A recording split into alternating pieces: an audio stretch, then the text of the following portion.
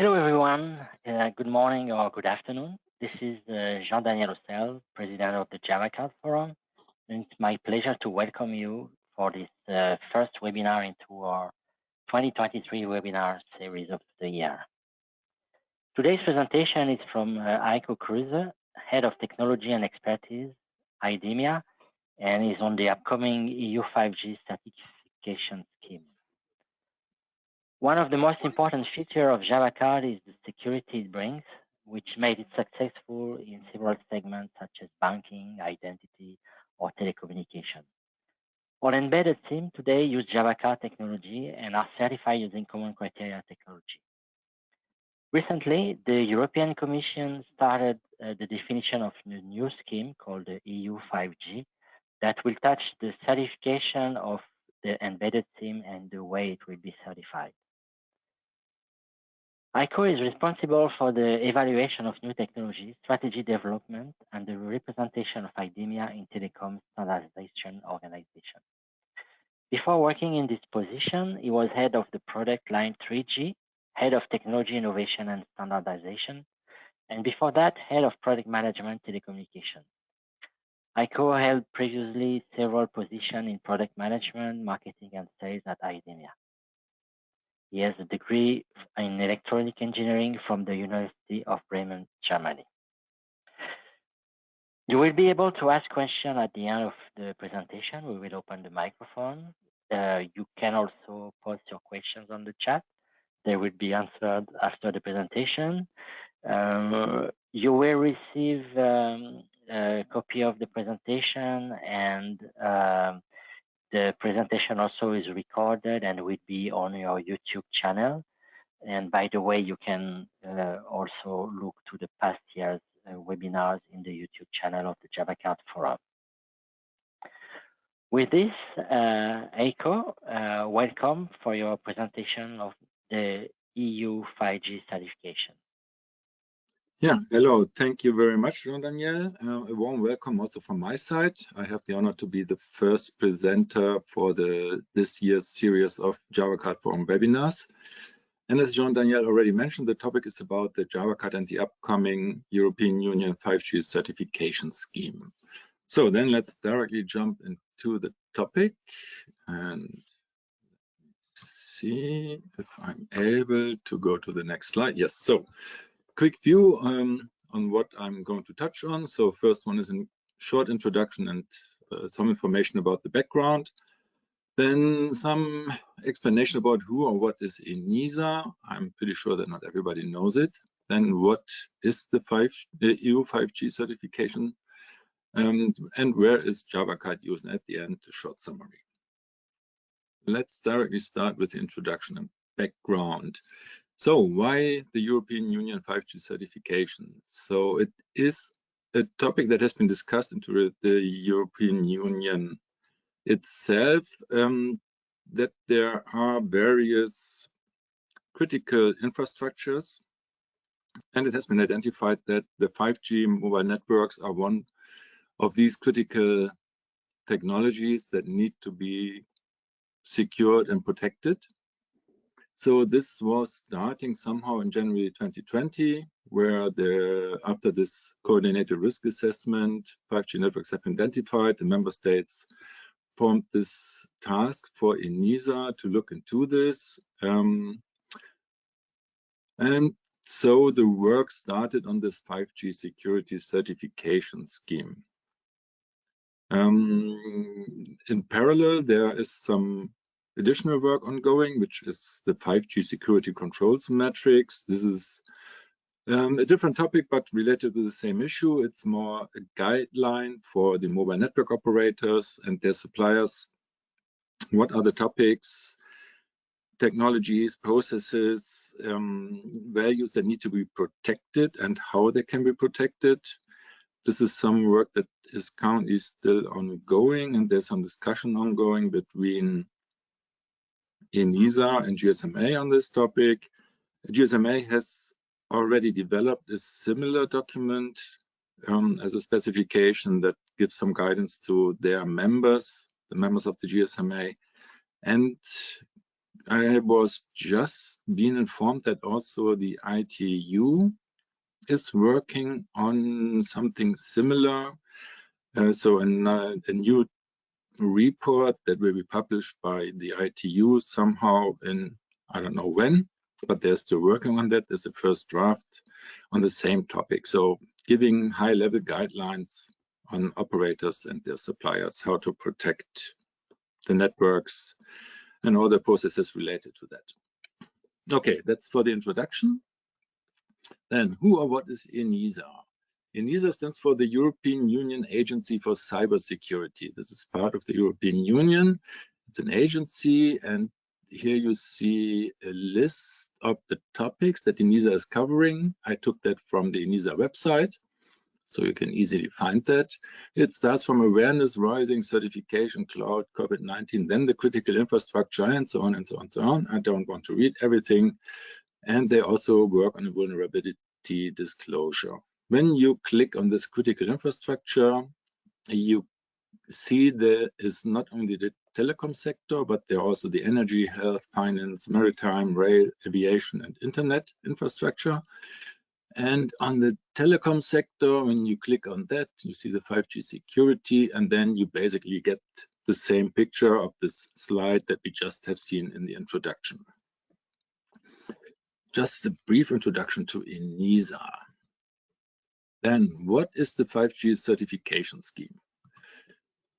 This is how ENISA is working process-wise. So at the bottom, you see the bottom line is basically the European Commission, this yellow and green stuff at the beginning.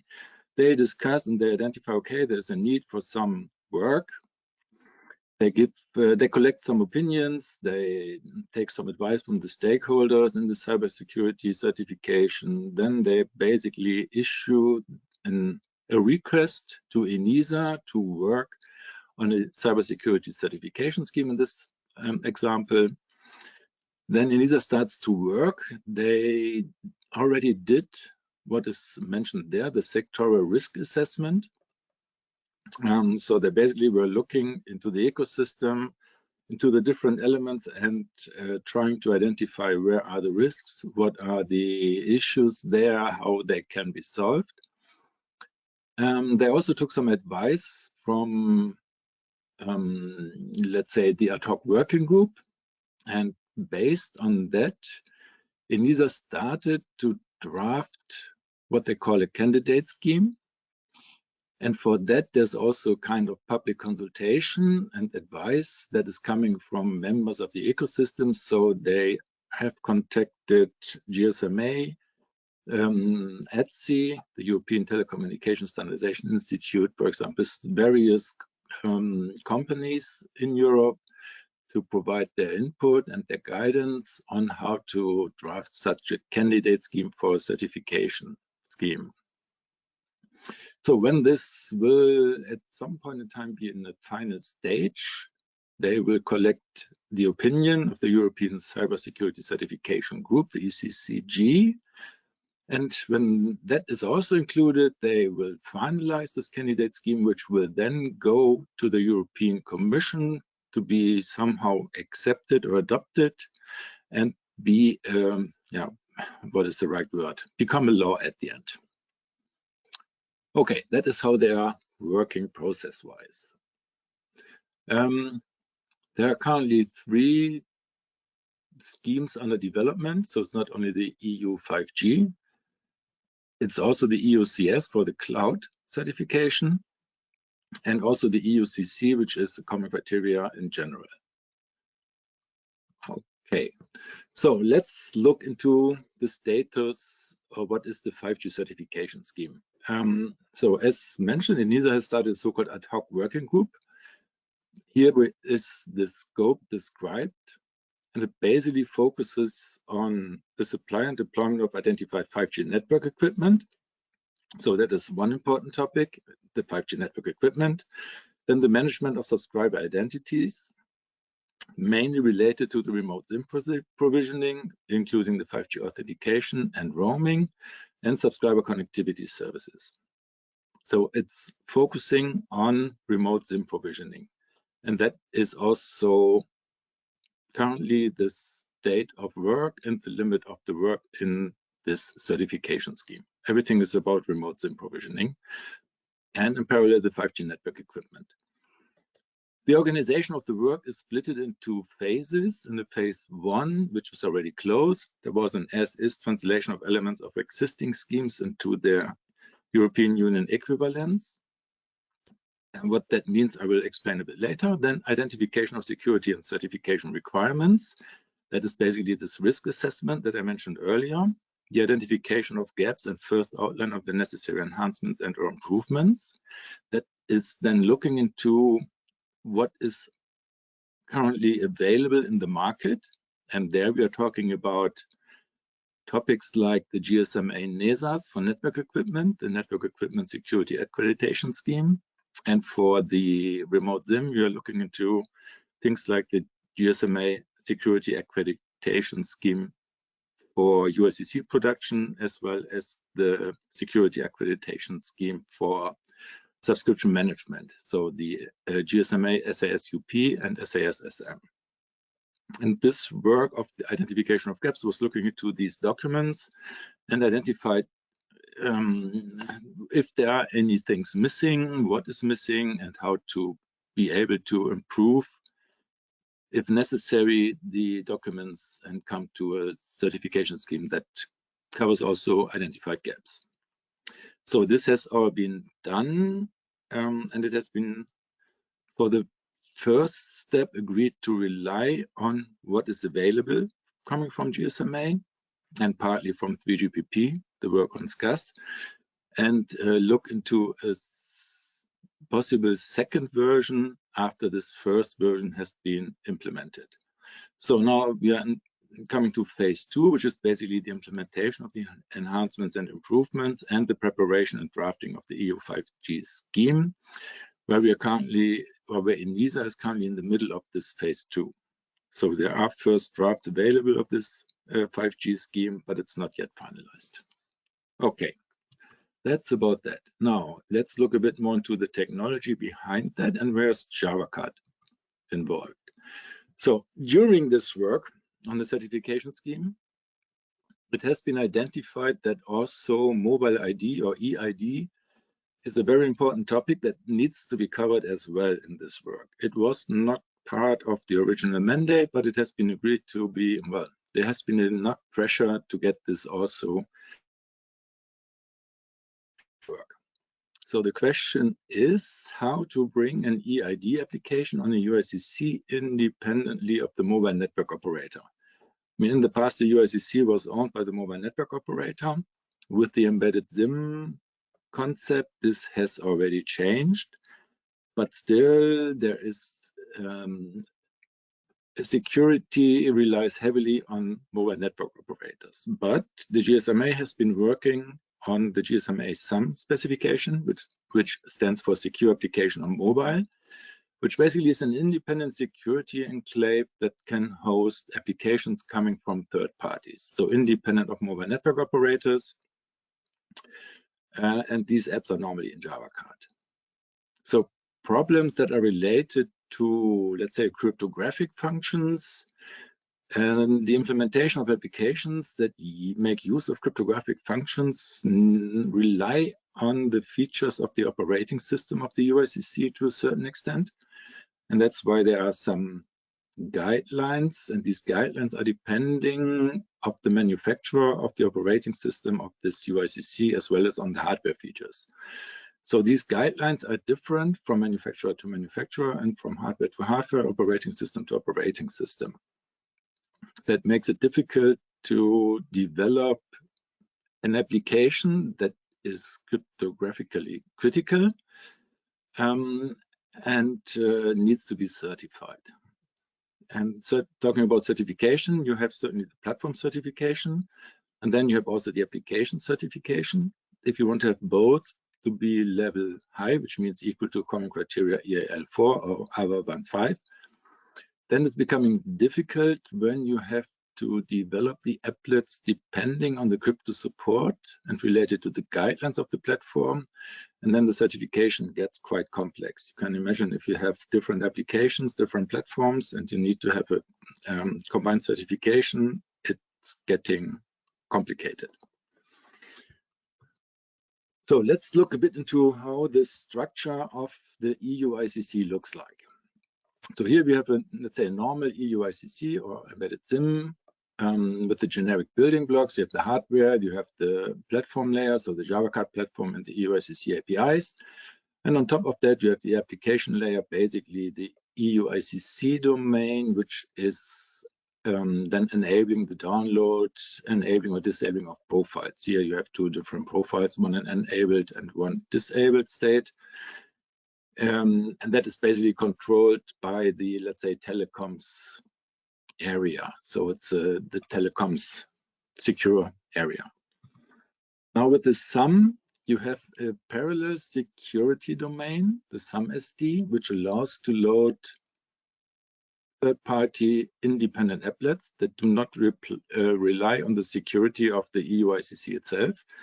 But there's a different security domain, and the security relies on the SUM-SD and probably a SUM manager, independent of the downloading or enabling or whatever of profiles.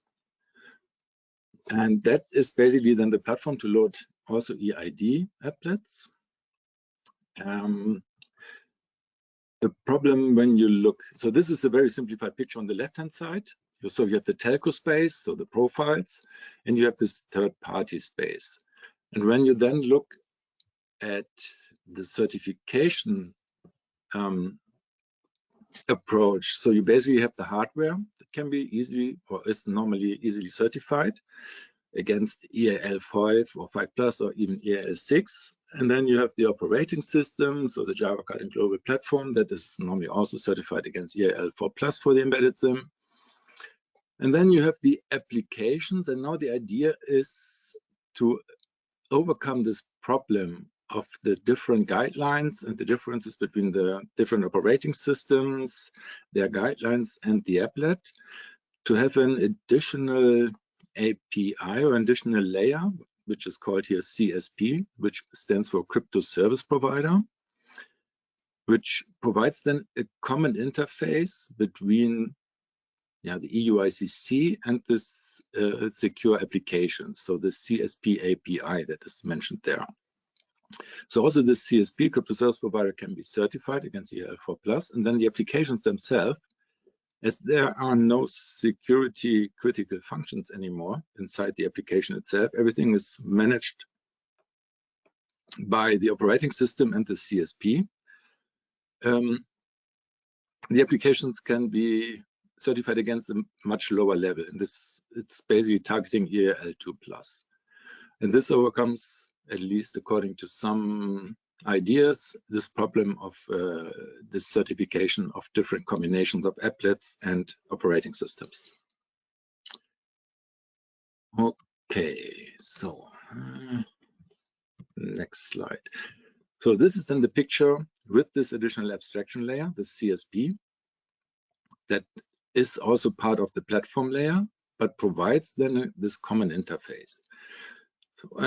There I have some bullets which I basically already explained at the previous slide. What I need to mention here is that Global Platform is currently working on standardizing the cryptographic service provider. And this will become Amendment N, the cryptographic service provider. But this is not yet existing as an open specification. And here I have a picture of what is currently the certification landscape. So for the hardware evaluation, you have EAL4 augmented, or ARBA15, and that means you have the protection profile 84 or the protection profile 0117. Then on the software platform, you have the composite evaluation. From the security side, you have the CSP protection profile, which is already available based on a specific version of the CSP that has been developed by the BSI. the German part of the German regulatory landscape, the Bundesamt für Sicherheit in der Informationstechnik. And you have on top of that the protection profile 099 for the global platform secure element and the global platform SAM. And then on the functional side, you have the verification or the certification based on GSMA SGP 23, the test specification, you have the global platform certification of the functions. You have the Java card TCK, and then there's also the TSA interoperable profile test suites, which test the functionality of the profiles. Just to give you a complete view on all the different certifications. So where are we currently? As I mentioned already earlier, the current state of work on the certification scheme is in the middle of this phase 2 that we have seen. One issue that is still open is that the specifications that are used as the basis, so the GSMA SAS or SAM, are currently owned by the GSMA, and they are no public standards. So they are owned by the GSMA, which is an industry organization, not an SDO, Standards Development Organization. This needs to be changed to be able to basically reference them for an open certification scheme. So the plan is to transfer the GSMA specs to ETSI, the European Telecommunication Standardization Institute, which is an SDO, and so that ETSI maintains them.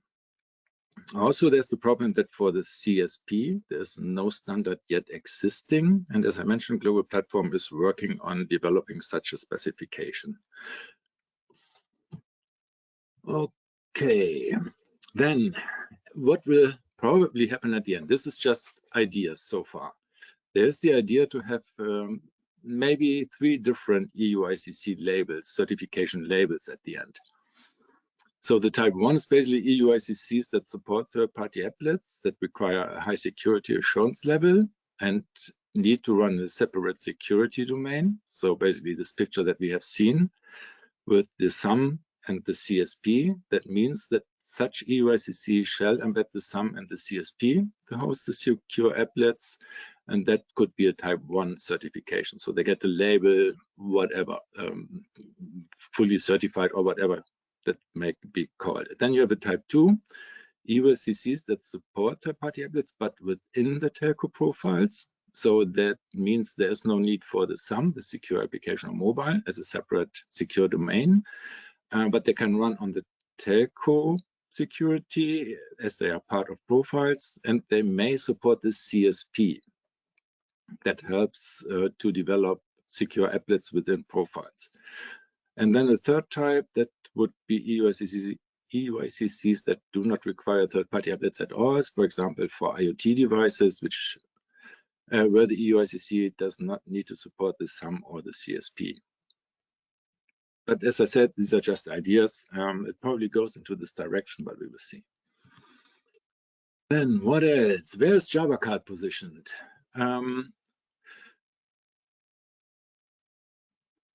So I mentioned this idea of the CSP, so I don't need to go into the details of that. As I mentioned, it can currently not be referenced as it is not standardized, and it is some kind of addition to the current Java Card crypto API. As I mentioned or explained, there are these problems of this guidelines for cryptographic functions. So the alternative could there be an alternative to enhance the Java Card crypto API? Would that solve this interoperability issue or not? So this is something where the Java Card forum still has to look into. And then we come already to the summary. So the European Union is working on a certification scheme for 5G, which covers mainly the remote provisioning and is based on GSMA NESAS and the SAS-UP and SAS-SM. So NESAS, I think I didn't mention, NESA stands for Network Equipment Security Accreditation Scheme. That's the GSMA functionality for the network equipment. Then EID is playing an important role and adds additional aspects like the GSMA SAM and the CSP. And the work is ongoing and requires creation of public standards for SAS, SAM, and CSP. And that's it. Thank you very much. I hope it was interesting for you. And if you have any questions, I think you can use your microphone to ask them.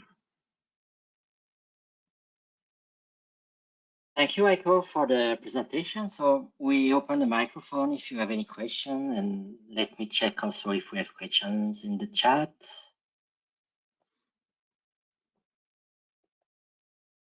No question in the chat so far. I have a question on my side.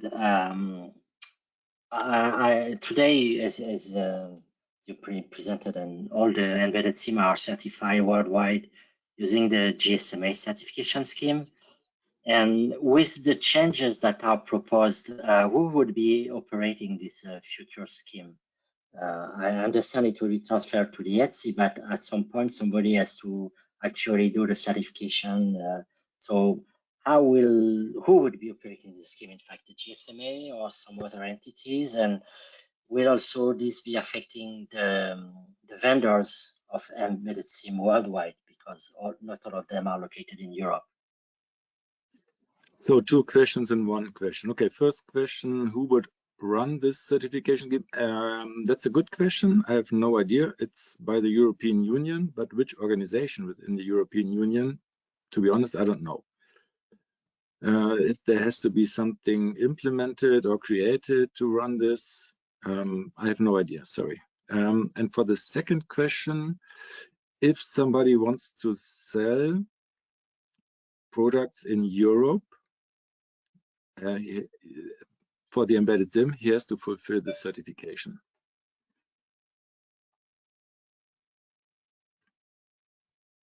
But as I said, currently this all relies on the GSMA specifications. There's nothing in addition.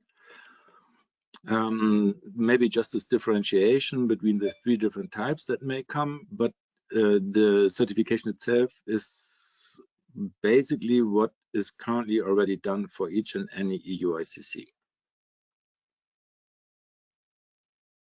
But this may change in the second version. Okay. And you mentioned the eSIM type 1, 2, and 3, and they would all be certified. As I understand, it's common criteria, so that would be eUICC, and they will all be certified with the Cybersecurity Act level high, or which means that yes, all of them. All of them, yes. But you have the different levels, so you don't need to implement the SUM and the CSP on the very low end, but they will all be certified, yes. With level high. Let's say any UICC that supports, well, is an eUICC and supports the remote SIM provisioning as defined by the GSMA, the eSIM. It only applies to these products so far. Okay. Do we have any other question on from different participants? In terms of calendar, when do you think this will go out? Because I think the first one, the UICC, took several years. So are we talking short term, mid term? When this is supposed to be happening?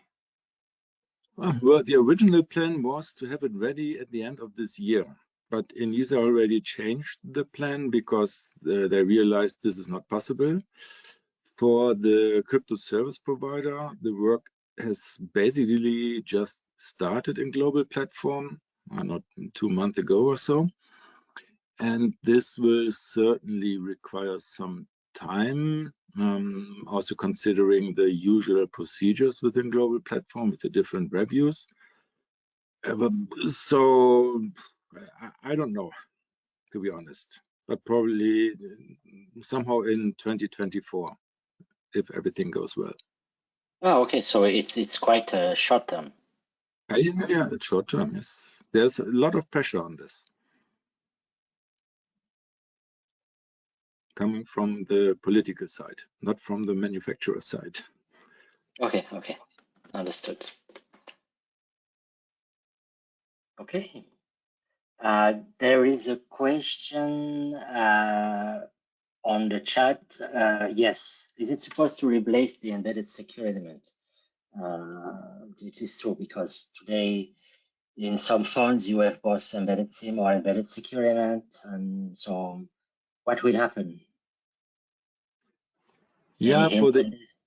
yeah, well, I think there are use cases for both.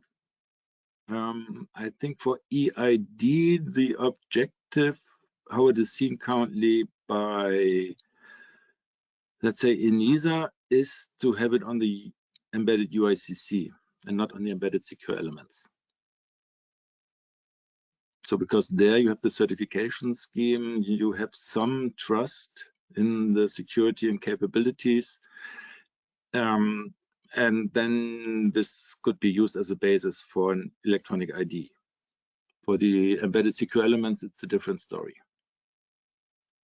Yes, so as I understood it, is that since you are addressing the EU 5G, and embedded SIM is really relevant to the EU 5G, they wanted to make sure that the EU 5G would have everything to support the would have everything to support the wallet, okay? But I'm not sure it will prevent also using the embedded SE, but as embedded C is out of the scope of the EU 5G, so maybe that's the reason. And there's another question that says, today the embedded UICC is controlled by the OEM. Will this be true in the future as well? The question is, what does controlled mean? I mean, yes, the embedded UICCs are selected and bought by the OEMs. Maybe some OEMs even develop their, well, I think so far not, that some OEMs develop themselves eUICCs, but that may also be a possible scenario. But will this change? No, this will not change. There's nobody who says to an OEM, you have to buy this and this device, but they need to be certified. Or maybe I see the question differently. I think it's a the UICC is controlled by the OEM. I think the OEM is selecting and buying the embedded UICC, but once the eSIM feature is enabled, which means that once you can provision it with profiles of the operator, there's not much the OEM can do with the embedded UICC. I would say that the embedded secure element is controlled by the OEM, but in terms of UICC, I think today it's pretty one feature, which is remote subscription provisioning, and there's nothing else you can do with it, especially the OEM. I think that would be the position today. Now, tomorrow with the SAM, the idea is that a third party, could be the OEM or government for the ID or whatever, is able to use the UICC. But today, UICC is remote subscription provisioning only. Another question. Another question.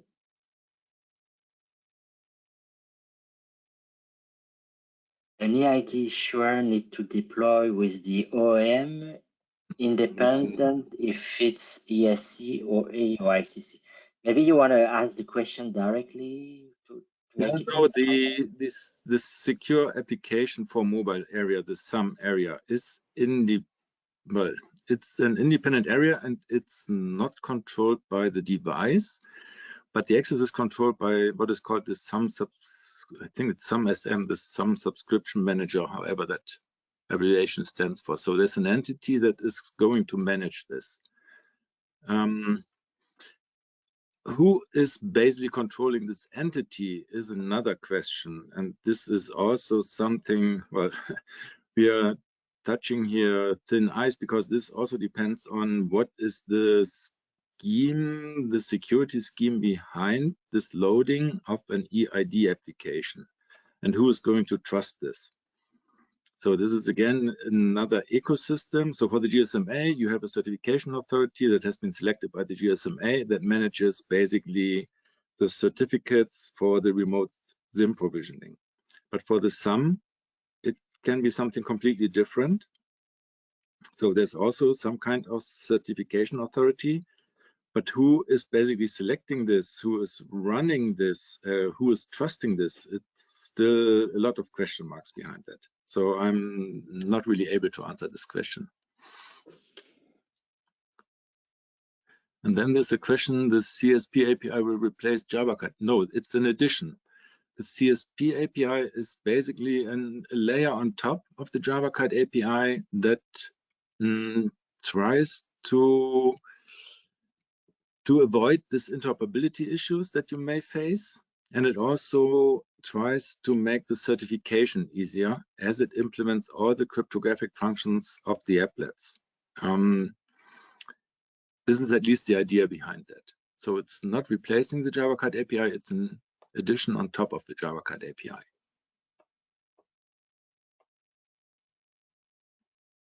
Yeah, I think if I can comment on this, is that there is still a long life for the JavaCat API, and CSP is just an additional layer on top of it, but it's foreseen for the ID application, but it's optional. And I think in other segments, like a banking or government, or we don't see today always the need for the CSP. It's just an optional feature.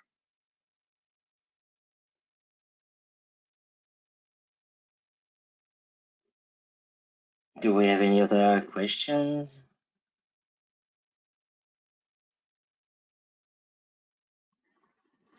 Seems okay. not to be the case. Well, thanks everyone for attending. You will have access to the presentation later, and you can always look later at the presentation on the YouTube channel. And this is also a reminder that if you want to look to the previous presentation, just go to the YouTube channel of the JavaCat Forum. Stay tuned for the very interesting webinar we have in the session, the upcoming webinars, and if not done yet, feel free to register and spread the word to the community so that they can also benefit from this webinar series. And with this, thanks for attending, and good evening or good afternoon or good morning wherever you're located to you all. Bye now. Yeah, thank you very much for listening.